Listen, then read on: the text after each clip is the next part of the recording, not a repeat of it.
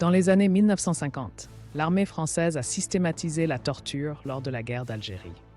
Des manuels militaires détaillaient des techniques comme la gégène ou la noyade simulée. Ces méthodes n'étaient pas le fait de soldats isolés, mais appliquées selon des procédures standardisées. Des archives révèlent que ces pratiques étaient approuvées au plus haut niveau, transformant la torture en outil stratégique. La Villa Susini à Alger est devenue un laboratoire de ces méthodes.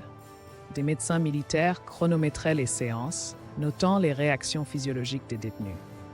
Les rapports classifiés montrent que chaque cri, chaque pause était analysée pour optimiser l'efficacité.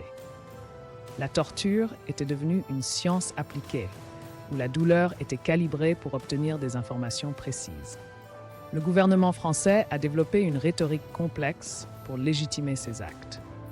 Des documents internes parlent de nécessité stratégique et de guerre contre le terrorisme. Des juristes militaires ont même créé des cadres légaux flous permettant ces pratiques. Cette institutionnalisation a transformé la torture en politique d'État, masquée par des impératifs de sécurité nationale. Des survivants algériens décrivent des séquelles permanentes, tant physiques que psychologiques.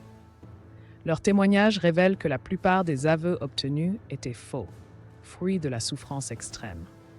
Des historiens ont démontré que ces méthodes ont souvent produit des informations erronées, tout en détruisant des vies et en alimentant le cycle de la violence.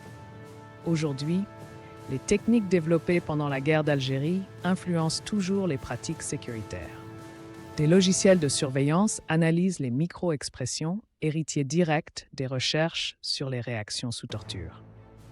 Les archives restent partiellement classées et peu de responsables ont été jugés. Cette histoire nous rappelle que la torture institutionnalisée laisse des traces profondes dans les sociétés.